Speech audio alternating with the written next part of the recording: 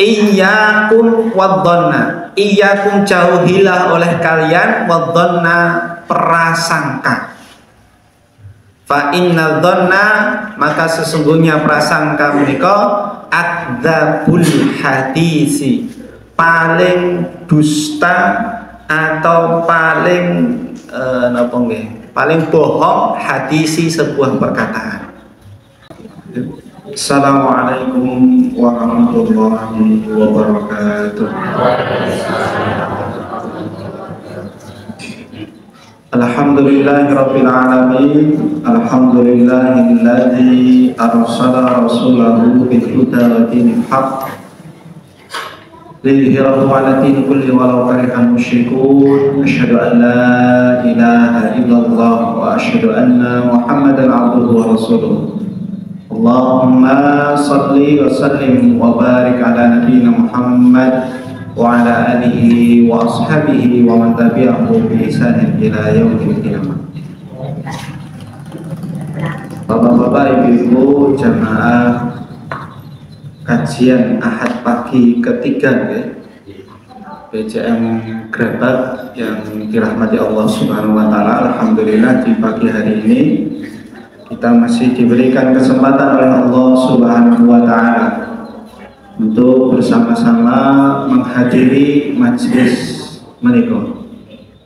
Kita berharap semoga hadirnya kita di pagi hari ini, semoga tadi subuh berjamaah, qiyamul lail dan seluruh amal ibadah yang kita lakukan, semoga itu semuanya diterima juga diridhoi oleh Allah Subhanahu wa taala.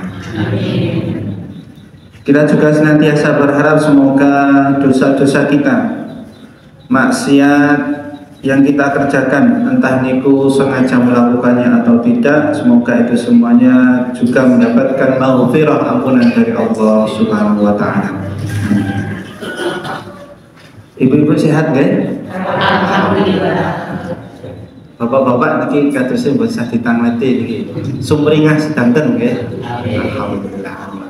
Apa boleh saat niki tasih botol nggih. Meskipun botolnya pun radi anu nggih. Sudah tanggal 21 Syawal nggih, menurut perhitungan kalender wujudul hilal. Tapi menawi ngagem hitungan KHGT sudah tanggal 22. Insyaallah besok 1 Muharram 1447 Muhammadiyah sudah berpindah dari wujudul hilal menggunakan KHGT, kalender Hijriah Global Tunggal. Nah, dinten menika sebenarnya ada acara di Jogja namanya seminar nasional, halakoh nasional tentang membahas KHGT menika, karena besok mau diresmikan. Nah, Bapak Ibu yang dirahmati Allah Subhanahu wa taala, alhamdulillah ini pertama kali nggih kami datang di masjid menika di desa napa kelurahan nggih? Harjo menawi Harjo Binangun menika kula dados kelingan wonten ing Pakem Sleman Kaliurang menika ada namanya Hargo Binangun. Sami kan, Harjo kali Hargo. Kenapa saya ingat? Karena hampir 3 tahun saya di sana. Di sebuah ini sambil meluruskan di ngapunten tadi Bapak MC menyebutkan Ariful Hazan LC. Nyun saya kami enggak LC nggih. Mungkin LC lulusan corona kemarin. Tapi nyun saya kami bukan LC, karena LC menika kalau enggak dari Arab, dari Mesir. Nah, tapi saya tidak dari Arab dan juga tidak dari Mesir, tidak sebagaimana kemarin mungkin yang sudah ngisi di sini namanya Ustadz Ahmad Arifahuddin. Banyak yang bilang saya hampir sama dengan beliau. Tapi benten dengan saya oke. Beliau namanya Ustadz Ahmad Arifahuddin, kalau saya namanya Ariful Hazam. Beliau kakak kelas saya di Pati, sama-sama di Panti, sama-sama di PDN juga, sama-sama di PJN juga, di PJN Purworejo, sama-sama ngajar di SDKUB juga, jadi sama. Nah, kalau beliau menikah Nyun Sewu memang lulusan dari Timur Tengah, Al-Qasim University. Nah, kulo sebagaimana kami sampaikan tadi, saya 3 tahun kuliah sambil mondok di Pakem. Namanya adalah Pendidikan Ulama Tarjih Muhammadiyah, utawi disingkat PUTM. Pernah lihat Pak? Oke. Alhamdulillah pernah lihat ya. Nawar beniki. Terus PUTM sekaligus ya, di tugas saya sebagai sekretaris Majelis Tarjih PDM di program kerja mereka sosialisasi PUTM. Sosialisasi biar enten kader, terutama dari tarjih. PUTM mereka adalah sebuah pendidikan yang dicanangkan oleh pimpinan pusat Muhammadiyah langsung melalui Majelis Tarjih dan Tajid PP Muhammadiyah langsung untuk membuat istilahnya sekolah kader. Tapi ini levelnya adalah level S1. Terus yang boleh masuk adalah yang sudah lulus SMA dari pondok pesantren dan seterusnya. Dan diharapkan nanti lulus PUTM itu bisa jadi ulama tarjih. Terus enten tanda kutipnya bukan hanya ulama tapi ada tambahan tarjihnya.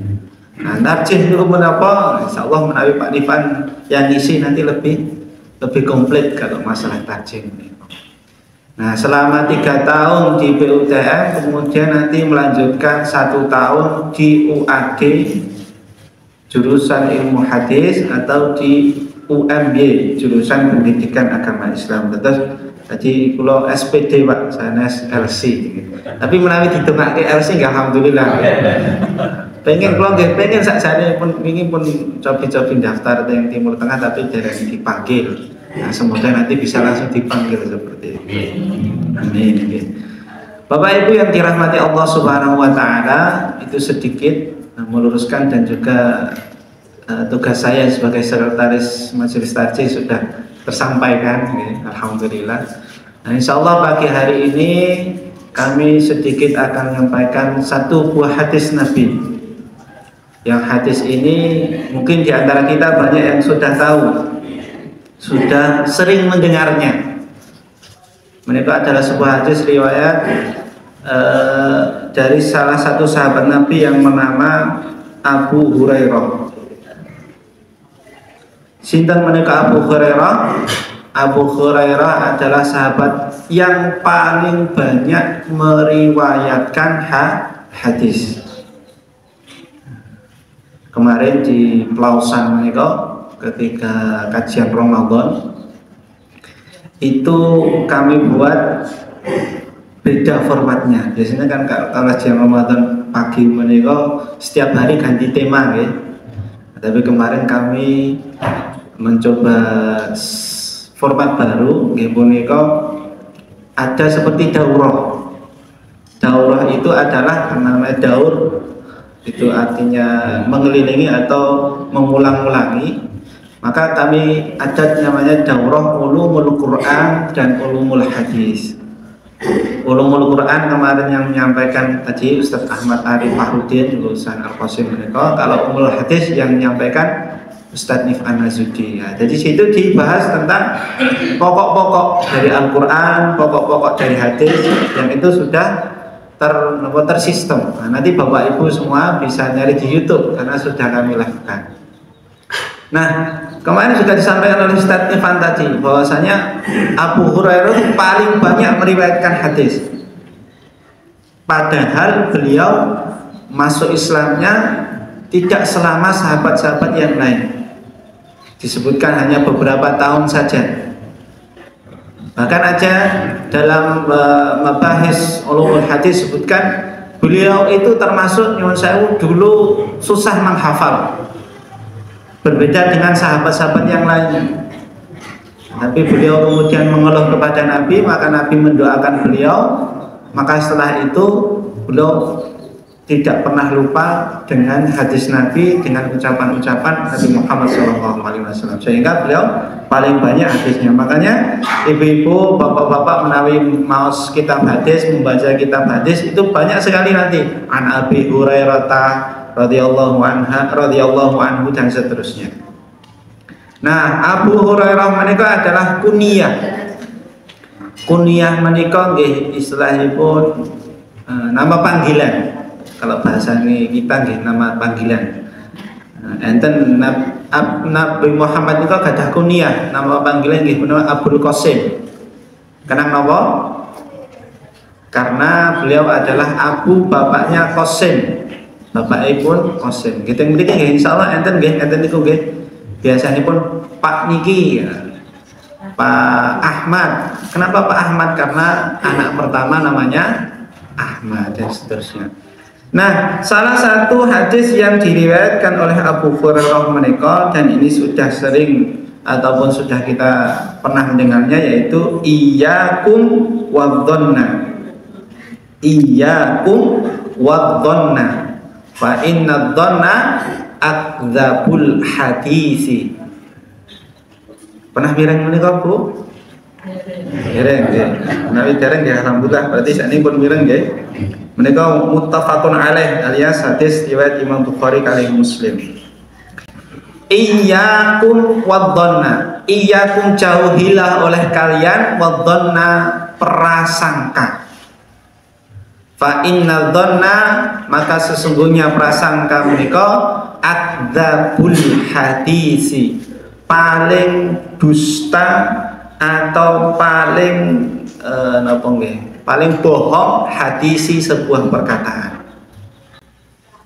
Terus kita perhatikan bersama hadis menika peringatan dari Rasulullah SAW, yaitu iyyakum wadh-dhanna, jauhilah oleh kalian prasangka. Prasangka itu apa, Bu? Bahasa Jawane napa nggih prasangka menika nggih? Panyono nggih. Ngira-ngira napa melih? Ngarani nggih dan seterusnya. Nah, prasangka apa yang dimaksudkan oleh Rasulullah dalam hadis menika? Kita tahu nggih prasangka menika enten dua nggih. Prasangka yang baik atau mungkin kita sering istilahkan dengan husnudon, dan juga prasangka yang buruk atau suudzon.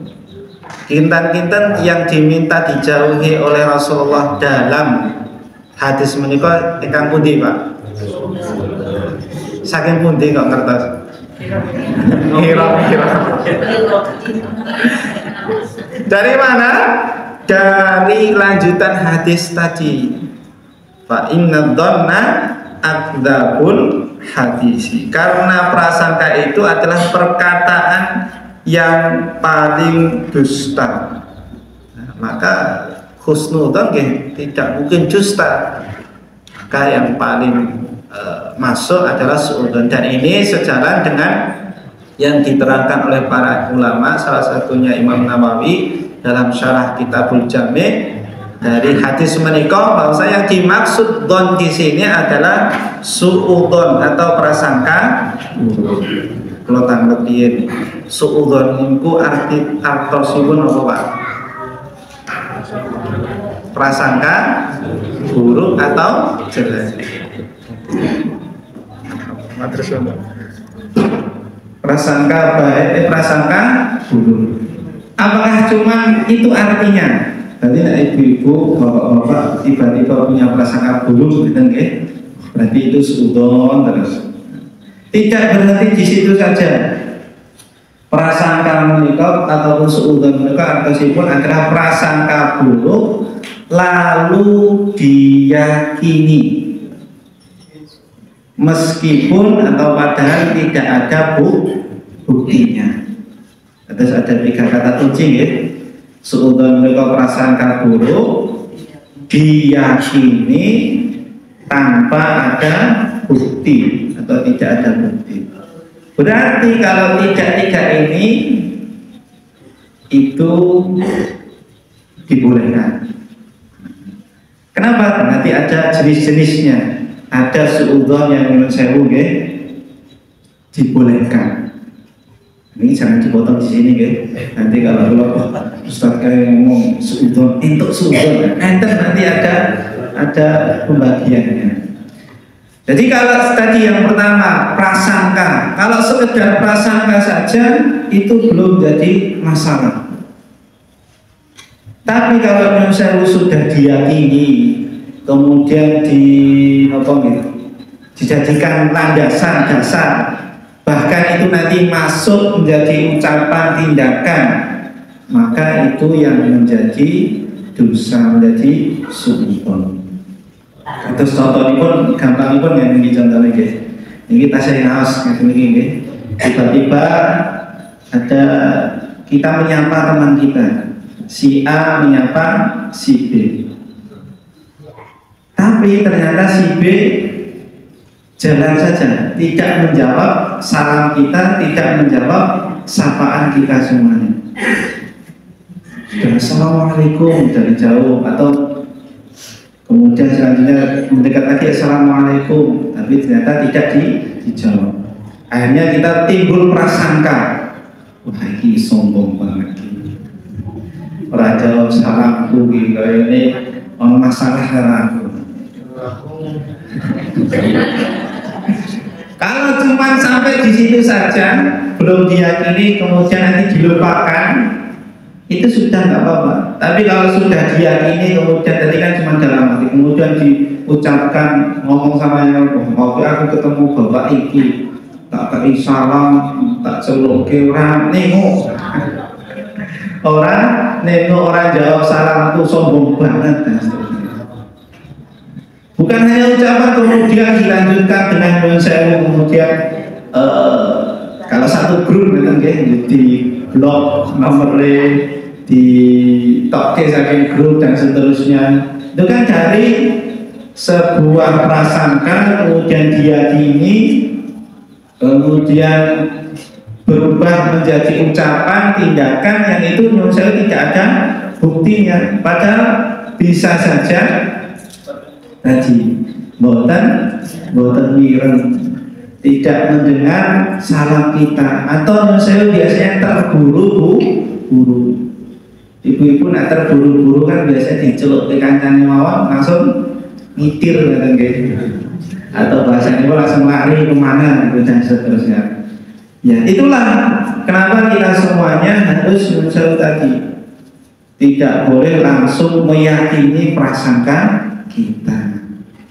Kata Umar bin Khattab radhiyallahu anhu, nanti secara jelasnya nanti kami sampaikan di selanjutnya, bahwasanya kalau kita bisa menafsirkan ataupun bisa memaknai ucapan orang lain dengan baik atau buruk, maka kita hendaknya mencari arti yang baik. Kalau bahasa mudahnya nek saged husnudzon nggih ampun suudzon. Nah kemudian di hadis yang tadi disebutkan fa inna dzanna adzabul hadisi, karena dzon menika adalah adzabul hadisi, seburuk-buruknya perkataan, sedusta-dustanya perkataan. Nah kenapa seperti itu? Rasulullah menyampaikan adzabul hadisi menika lebih parah daripada bohong mereka, karena biasanya pun kalau orang yang bohong niku merasa nggak kalau dirinya bohong. Misalnya orang-orang yang ngakusi niku sadar atau buat nak diri ngakusi. Tandanya dulu kalau bapak belum pernah ngakusi ya alhamdulillah. Biasanya pun sadar kan. Bahkan saya di dalam sebuah makhluk itu disebutkan Raksud Dhunubi Al-Kadhibu, kepala. Kayak saya bilang kepala nih, nanti ingatnya ada dan seterusnya. Kepalanya dosa, roksudzunubi, mustaqalnya dosa mustaqal. Kepalanya dosa menikah adalah kebohongan. Kenapa? Karena dari satu kebohongan biasanya diikuti dengan kebohongan yang lain. Bahkan nanti untuk menutupinya dengan melakukan semua cara dan seterusnya. Nah itulah dosa daripada dusta bohong. Itu orang pasti tahu, sadar bahwasanya dia berbohong. Kalau nggak sadar, nggak mungkin dia berbohong. Pasti dia mengatakan apa adanya. Nah, kenapa su'udzon menikah adalah adzabul hadis? Karena dia bohongnya tidak sadar. Kok bisa bohong? Tadi tidak ada buktinya. Kemudian itu tidak ada dasarnya hanya prasangka.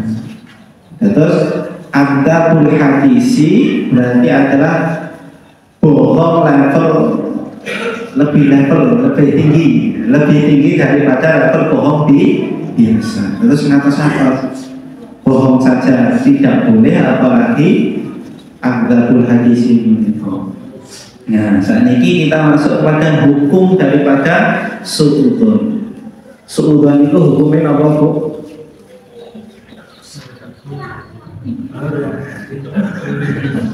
Nama ini kan buat mantep nih. Su'udzon itu hukumnya apa, Pak? Su'udzon mereka mensewu tergantung. Kenapa? Karena tadi mensewu tadi ada tiga kriteria menilai. Di su'udzon itu ada yang tidak boleh dan ada yang boleh. Sebagaimana yang saya sampaikan tadi. Jadi ada su'udzon yang tidak boleh, ada su'udzon yang diperbolehkan. Jadi kalau su'udzon yang tidak boleh ya yang tadi tiga itu, prasangka dulu tidak, kemudian diyakini, kemudian yang terakhir tidak ada buktinya. Yang boleh yang mana? Jika ada buktinya. Kenapa? Karena nanti kalau haram tidak boleh, nanti nggak ada pengadilan. Oke, yang pertama su'udzon yang tidak dibolehkan. Itu banyak contohnya. Yang paling penting yang pertama adalah contohnya su'udzon kepada Allah Subhanahu wa ta'ala. Kenapa kita tidak boleh berprasangka buruk su'udzon kepada Allah? Jawabannya pun kenapa, Pak? Karena Allah menikah maha baik. Namanya maha baik, menikah tidak mungkin ada buruknya. Su'udzon itu tadi prasangka buruk. Kok dilakukan kepada yang maha baik? Yang itu bukan aksan, tidak boleh. Karena Allah itu maha baik, tidak ada buruknya, boten enten celahnya, tidak ada aibnya, tidak ada kekurangannya, tidak pernah Allah itu berbuat jahat kepada makhluknya dan seterusnya. Kepada orang mukmin yang baik saja tidak boleh mensewu su'udzon, apalagi kepada Allah. Mukmin yang baik meninggalkan mensewu, namanya manusia pasti ada salahnya. Itu tidak boleh kita su'udzon. Mungkin kepada Allah yang maha baik tentu kita tidak boleh juga su'udzon. Dan su'udzon kepada Allah menikah termasuk dari ciri-ciri kaum munafikin kalian musyrikin. Terus ciri-ciri kaum munafikin dan musyrikin. Mau enten Pak sing su'udzon kali Gusti Allah.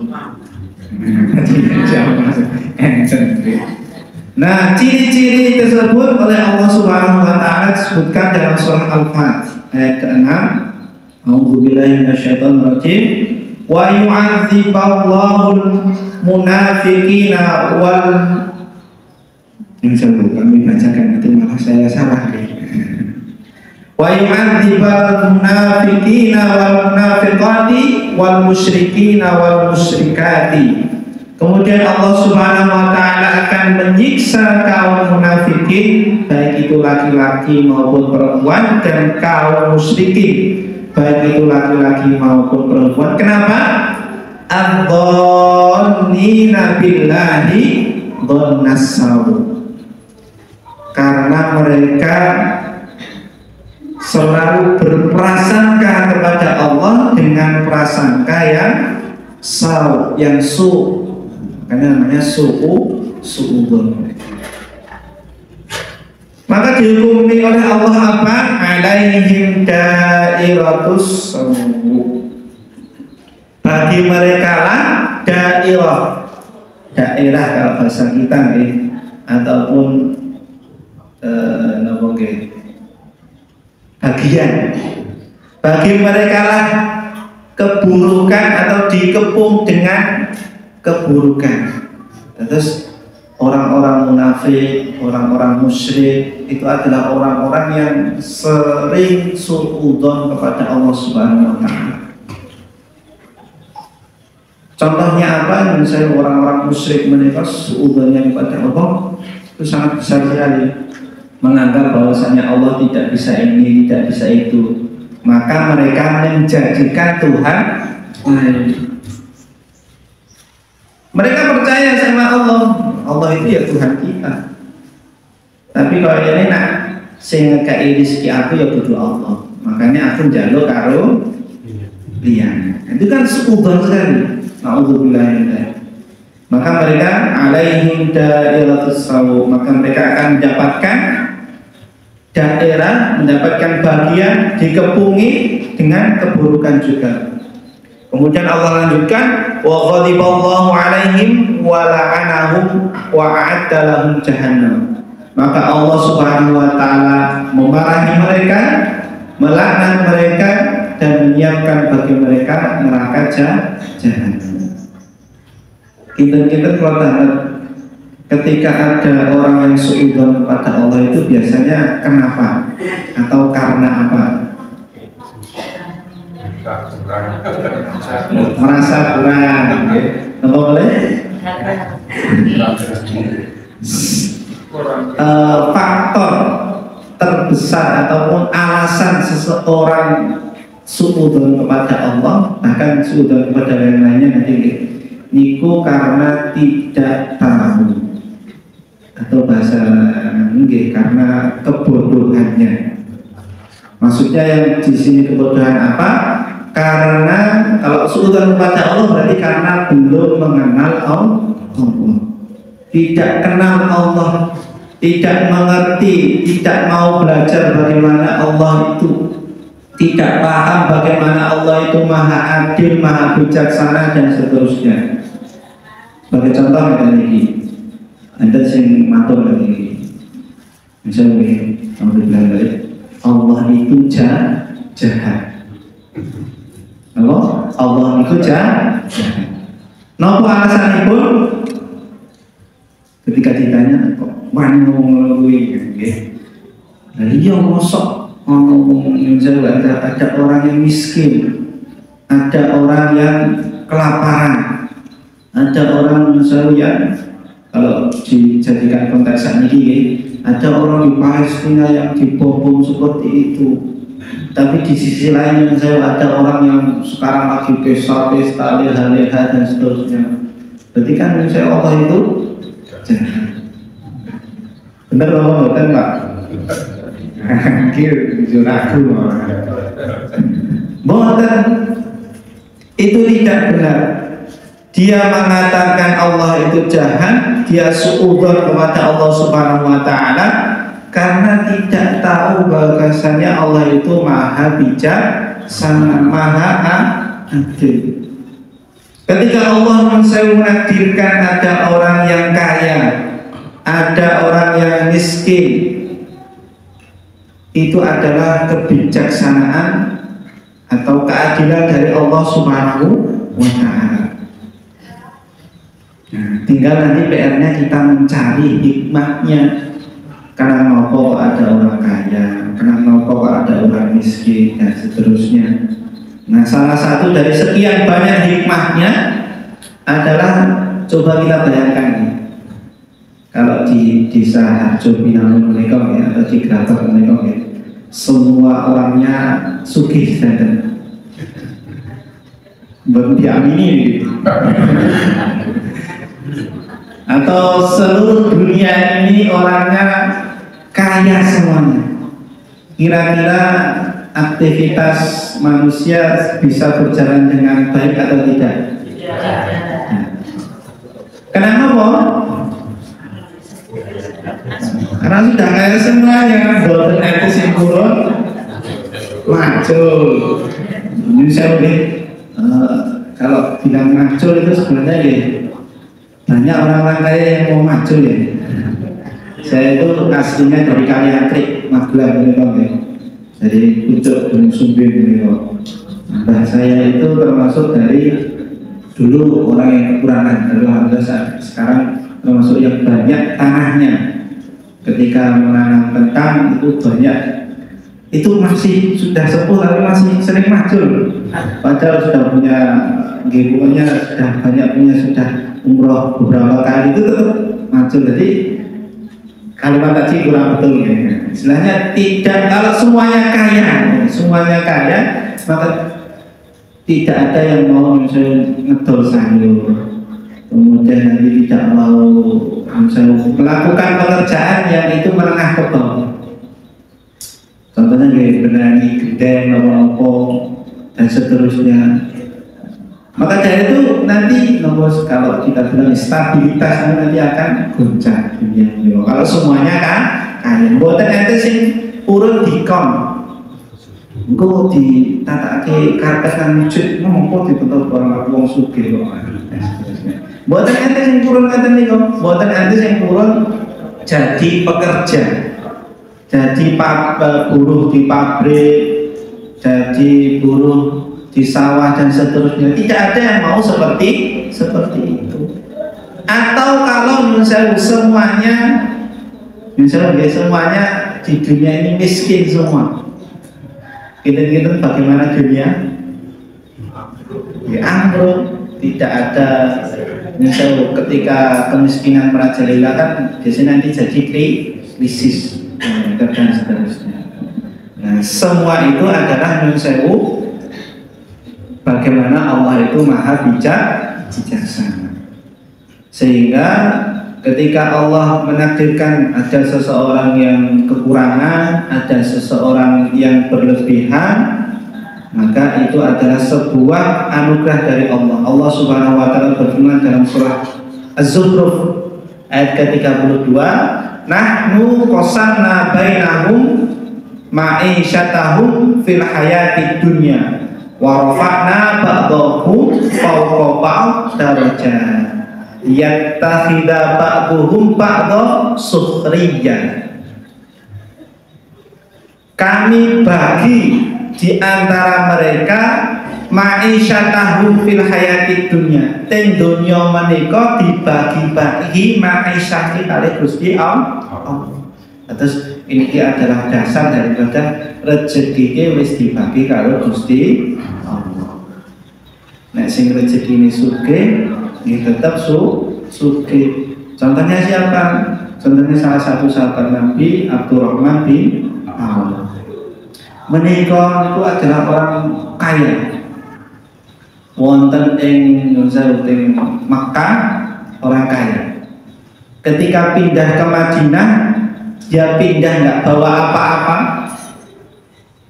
Ditawani sebuah rumah, ditawani istri dan seterusnya, dia menolak. Dia hanya meminta, kalau dalam riwayat ada uang sedikit atau ada kambing, domba. Dipinjami domba, minta dipinjami domba. Yang dari domba tersebut dia kemudian gandakan, kemudian sanes pencucian uang ya. Tapi artinya beliau karena punya otak bisnis dan seterusnya sampai banyak sekali. Nah, ada orang yang seperti itu, dalam keadaan apapun bisa, istilahnya UTT bisa muter dan seterusnya. Jadi Allah membagi-bagi ma'isyatahum tadi. Wa rafa'na ba'dahum fawqa ba'd darajat. Dan Allah meninggikan derajat orang yang satu dengan yang lainnya di dunia juga. Kenapa? Liyattakhidha ba'dahum ba'dha sukhriya. Agar Allah Subhanahu wa taala bisa, agar kita semuanya dengan izin Allah Subhanahu wa taala bisa yattakhidhu, mengambil satu dari yang lain sukhriya, manfaat. Terus yang kaya bisa mengambil manfaat dari yang miskin, yang miskin pun bisa juga mengambil manfaat dari yang kaya, saling memanfaatkan. Tapi misalnya jangan sampai kemudian nanti disalah tafsirkan. Saling memanfaatkan di sini artinya saling memberi manfaat. Sebagai contoh tadi yang misalnya yang banyak oleh Allah dianugerahi banyak harta, maka dia bisa mempekerjakan banyak orang. Yang miskin bisa mendapatkan pekerjaan dari orang tersebut. Itu kan mekanisme yang sudah Allah Subhanahu wa taala jadikan kepada kita semua. Bagaimana kemahabijaksanaan Allah membuat perbedaan di antara kita. Kemudian yang kedua, hikmah dari tadi, kenapa Allah ada yang banyak hartanya, ada yang sedikit, biar ada namanya ibadah, yaitu syukur dan sabar. Kalau nggak ada misalnya orang miskin, maka si kaya tidak akan bisa bersyukur. Bahkan biasanya pun malah bersyukur. Karena apa? Wah kayak wis sugih suku aku, kayak wis sugih aku mau beli kursi siji, mau beli setelu dan seterusnya. Padahal kalau dilihat ternyata ada orang yang lebih kekurangan daripada dia. Itu. Kemudian setelah bersyukur apa? Ada sedekah, ada zakat dan seterusnya. Nah itulah kenapa kita Yusaru tidak boleh suudzon kepada Allah Subhanahu wa taala. Itu yang sepindah, suudzon yang tidak boleh. Yang kedua yang tidak boleh adalah suudzon kepada mukmin yang baik. Suudzon kepada mukmin yang baik. Kenapa kita tidak boleh suudzon kepada mukmin yang baik? Karena namanya tadi mukmin yang baik, maka harus juga kita prasangkai yang baik. Tidak cocok seorang mukmin yang baik itu kita prasangkai buruk. Apalagi misalnya kalau mukmin itu bukan hanya baik, tapi super baik banget. Sinten menika? Terus Kanjeng Nabi, para nabi dan juga para rasul. Mau enten orang yang suudzon kepada Nabi. Mungkin ada orang yang suudzon kepada Nabi tapi tidak sadar. Bagaimana itu? Sebagai contoh, kami berikan contoh Rasulullah mereka punya 4 sifat, yaitu sidik, amanah, tabligh, fatomah. Jujur, amanah, menyampaikan, dan fatomah. Beliau amanah sekali, tidak pernah berkhianat, apalagi kalau mendapatkan amanah dari Allah.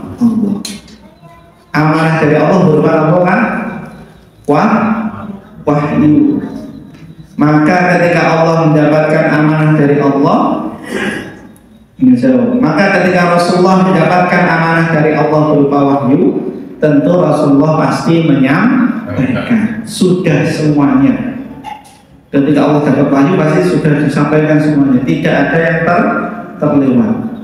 Yakin apa buatan? Yakin ya? Pinter persen?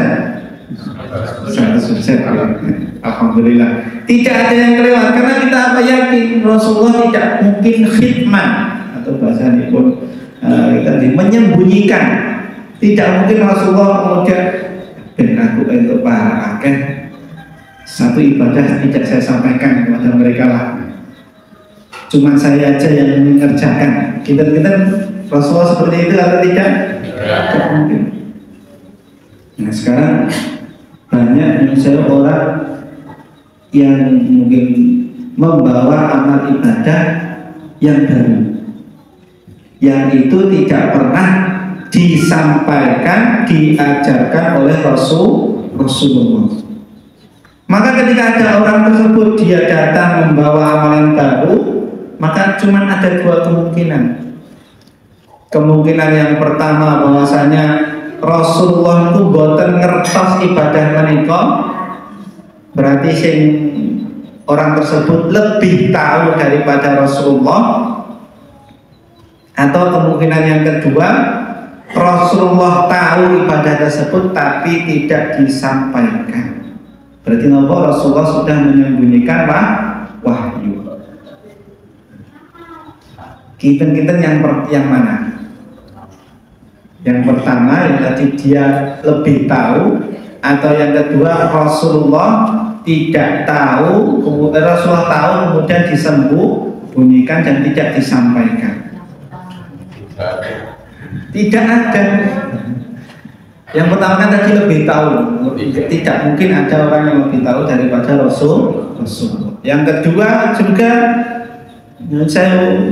dia menganggap Rasulullah menyembunyikan, Rasulullah tidak menyampaikan risalah, itu juga tidak mungkin. Maka misalnya orang tersebut adalah orang tadi yang ditolak amalnya, berarti itu bukan amalan yang sesuai dengan tuntunan Islam. Makanya Imam Malik bin Anas rahimahullah pernah berkata bahwasanya barang siapa yang membuat ibadah baru yang tidak pernah dikerjakan oleh salafus saleh, oleh para nabi, maka sungguh dia telah menuduh bahwasanya Nabi Muhammad SAW telah menyembunyikan risalah.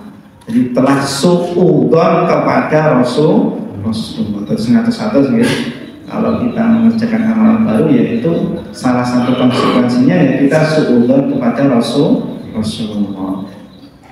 Kemudian mukmin yang baik yang lainnya selain Nabi, sinten? Para sahabat. Terus kemudian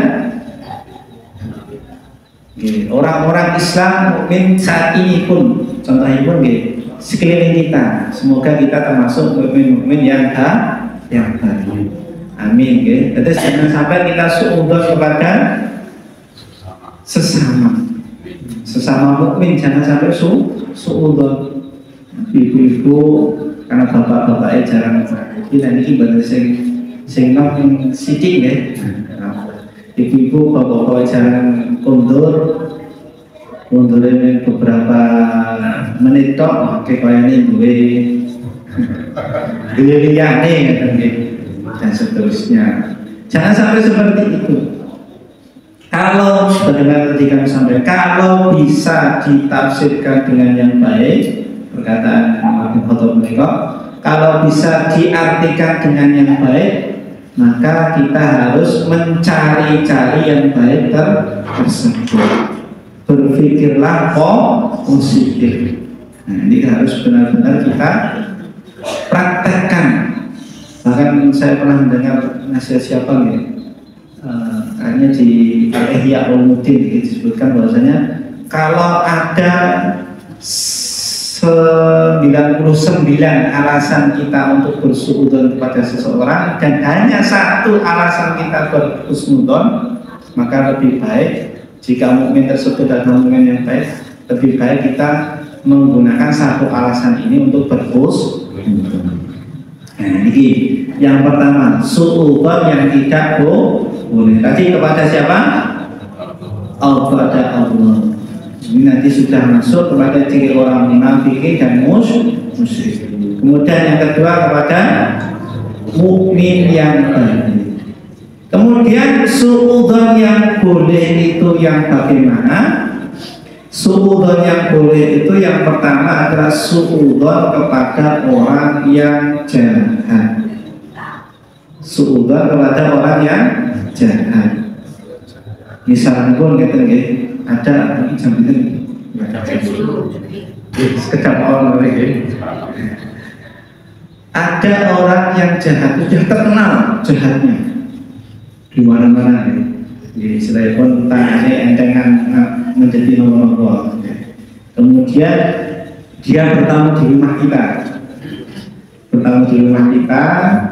kemudian kita suguhi, kita ada hajat, tiba-tiba kita tinggal HP di situ. Ntar ya saya tak kamar mandi, balik-balik ternyata HP-nya sudah hilang, orangnya sudah hilang. Kita ngarahnya kemana? Gitu, orang itu orangnya sudah hilang, HP-nya sudah hilang, tadi terkenal yang sering mengambil, itu boleh. Atau contohnya di Indonesia mungkin koruptor sudah terkenal korupsi, sudah terkenal sering masuk keluar tahanan, kita ada yang percaya atau tidak? Ada ya. Padahal sudah terbukti track record istilahnya pun. Kok tasik ada yang percaya? Padahal kita boleh sebutkan kepada orang-orang tersebut. Kenapa? Karena sudah banyak buktinya, sudah banyak istilahnya pun track recordnya dan seterusnya. Dalil pun apa? Nanti Al-Quran ada ceritanya. Ceritanya adalah cerita tentang Nabi Yusuf dan juga bapaknya, sudah? Nabi Yakub. Nah, ini Nabi Yakub, ini di Pelausan juga Ustaz Ahmad Arif Ahmudin sedang menyampaikan ini kok kisah Nabi Yakub.